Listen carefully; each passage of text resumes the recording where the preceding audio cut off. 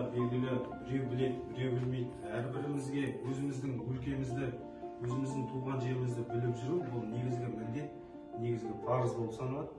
Күнделікті үйіңізден мектепке бару, күнделікті ішіп отырған суыңыз, немесе күнделікті осы өлкедегі бізге қызмет етіп жатқан кәсіпорындар, осының барлығын білу бізге парыз. Және оларды мақтанышпен басқа жерге, басқа өңірге барғанда айту біздің негізгі міндетіміз болып саналады. Біздің өз облысымыз қазіргі кезде қандай облыс бізде тұрып жатқан облысымыз? Маңғыстау облысы. Маңғыстау облысының қандай ауданы? Қараған ауданы. Ауылымыздың аты Ақшұқыр. Сіздер төменгі кластарда осы Ақшұқыр ауылының қалай шығу туралы танысқан болатынсыздар, да? Ақшұқыр аталуы неге байланысты қойылған? Ақшұқыр тағы да кім басқа нұсқалар кім айтады? Бұл адамның аты ма, әлде жер су атауларына жатады? Бұл неге жатады? Жер су атауларына жатады, да? Ақшұқыр деген, яғни жер бедерінің формасына байланысты, ақ түсті, яғни жер бедерінің формасына байланысты Ақшұқыр. Мысалға тау теңіз, немесе бізде астыңғы ауыл, үстіңгі ауыл деп тұрады ғой. Осы жерлерде ертеректе, яғни ақ шұқыр сияқты көрініп тұруына байланысты Ақшұқыр атауы берілген екен. Енді қазіргі таңда біз өзіміздің мектебімізді де мақтан тұтамыз, солай ғой? Біздің мектебіміз кімнің есімінде? Машыл Әбдіхалық. Осы біздің қазіргі таңда осы бүгінгі мына сабақты музейде өткізіп тұрғанымыздың бірден бір себебі осы Машыл Әбдіхалық, яғни гимназиясында оқығандарыңыз сіздер мақтан тұтуларыңыз қажет. Біздер Маңғыстау облысының мына жерде сіздерге картасы көрсетілген. Бұл картада Маңғыстаудың жер су атаулары, одан кейінгі белгілі дейтін жер бедерінің формалары, одан кейінгі жаңағы жер асты суларының, қазір бізде Маңғыстауда бірде өзен жоқ екенін білесіздер. Бізде жер асты суының көп мөлшерде қоры бар. Осы қоры жер асты суы көп. Қазіргі таңда сонымен қатар сіздер білесіздер, Маңғыстауда шыңырау құдықтар бар, да? Білесіздер ғой, Маңғыстауда шыңырау құдықтар бар. Ертеректе Маңғыстауға халықтың көптеп қоныстануының бірден бір себебі жер асты суы болып отырды. Бізде қазіргі таңда біз Маңғыстауда суды қайдан алып жатырмыз? Каспий теңізінен естеу арқылы алып жатырмыз. Суды тазарту немесе тұщыту арқылы алып жатырмыз, да? Міне балалар, осыған, яғни біздің өлкеміздің негізгі тұщы су көзі бұл жер асты су болса, әуелде қазіргі таңда Каспий теңізінің суын тұщытып алып отырмыз. Бүгінгі біздің өлкемізде су көздері, құдықтарды білесіздер ме осы айналамызда? Қандай құдықтар бар біздің өлкемізде? Осы Ақшұқырдың маңында белгілі көптен көп адам. Машық құдық деген естідіңіздер ме? Машық құдықтан кезінде осы Ақшұқыр ауылы алғашқы рет жаңағы Машық бұл кісі дейтін дін таратушы, осы Маңғыстауға бірден бір дін таратушы адам болып келген адамдардың бірі осы жерде құдық қаздырған екен. Ол құдық қаздырудың негізгі мақсаты не?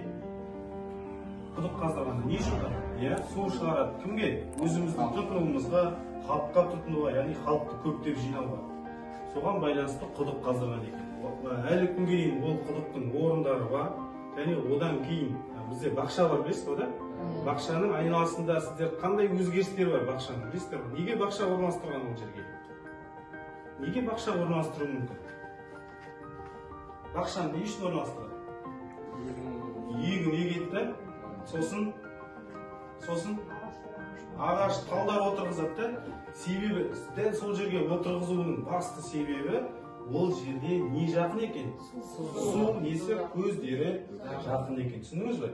Және де ертеректе халықтың көбі сол жерде қоныстанған. Балалар, біздерде алдағы уақытта өлкетанудың біздің келесі практикалық жұмыс кезеңдерде сол аталған құдықтарды, өлкеміздегі басқа да құдықтарды, мысалға былтыр біздер Сұлтанөпе барған болатынбыз. Ол жерде де тұщы судың ерекше қасиеттері бар, яғни құрамында күміс иондары бар су бар екен.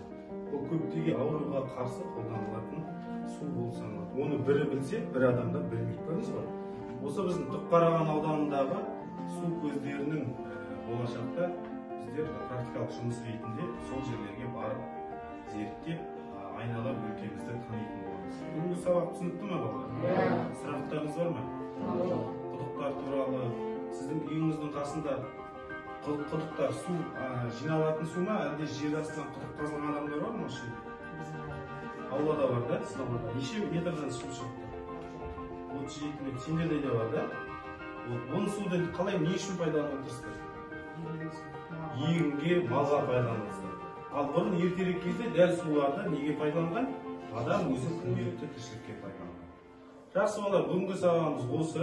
Енді алдағы уақытта біздер практикалық жұмыстар картасымен танысып, аталған картадан құдықтардың орнын тауып, және солардың шамамыз келгенше өз өлкеміздегі құдықтарға саяхат жасайтын боламыз.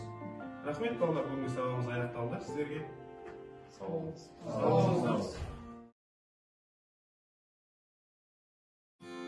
Оқушылар, біздер музейде Маңғыстаудың жерасты сулары туралы өткен болатынбызда, осы Ақшұқыр ауылында Масыр құдығы бар. Және мына жерде тұрған ақшаның артында осы тұрған жерлерде жерасты суы жақын. Себебі мына ауылдың ішін салыстырмалы түрде қарасаңыздар, осы ақшаның маңында, Масыр құдығының маңында алдағы теңізбен және көлікталдар бар екен. Солардың бір мысалы ретінде осы жақта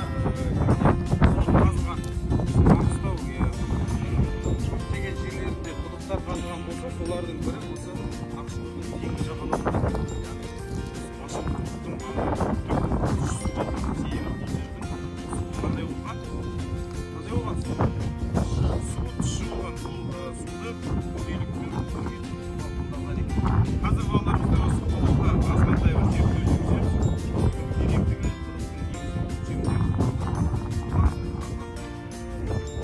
құдықтың біріншіден бізге қажетті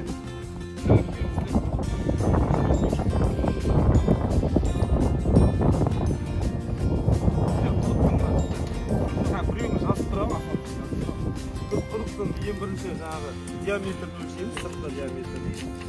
Сыртқы диаметрі метр 70 екен. Метр 70 диаметр. Метр 70 диаметрі, сыртқы диаметрі. Дөңгелек етіпсіздер. Метр 70 да? Сосын құдықтың негізгі ені метр 88 сантиметр екен, ішкі диаметрі. Және құдықтың жердің бетінен қазылған, жердің бетінен биіктігі бұл жерде 70 сантиметр дейді. Енді құдықты негізінен білесіздер, міндетті түрде жердің бетіне шығару қажет. Себебі түсінікті да, бұл біріншіден кішкентай балалар түсіп кетпеске, екіншіден мал, ұсақ малдар түсіп кетпеуге осылай жер бетіне биік етіп көрсеткен. Және де бұны мал суаруға арналған етіп салғаны көрініп тұр. Мына жерде көріп тұрсыздар. Астауша жүргізген да. Көріп тұрсыздар темірде. Бұл енді кейінірек ертеректе тастардан арнайы астауша. Бұны неге пайдаланған? Мына суды мал ішуге суат ретінде пайдаланған көрсеңіздер болады. Және де біз қазір жазып алдық. Тереңдігін алып, арнайы дайындалған груз арқылы. Мынау бізде шамамен 5 метрлік жібіміз бар, басында көзі бар. Осымен біз құдықтың тереңдігін қараймыз. Құдықтың тереңдігі бұл 5 метрден де ары қарай екенін көріп тұрсыздар да. 5 метр. Көзбен қарасаңыз шамамен неше метр деп айтуымыз болады? 7-8 метр деп айтуымызға болады. Түбінен су көріп тұрсыздар ма? Жоқ. Су көріп тұрған жоқсыздар. Яғни бұл құдықтың түбіне қоқыс қалдықтар тасталып, құдықтың көзі бітелген да. Сондықтан да қазіргі таңда бұл құдыққа су жүрмей тұрған көріп тұрсыздар барлығымыз. Енді негізгі зерттеуіміз осы. Негізгі тереңдігін жазамыз. 7-8 метр.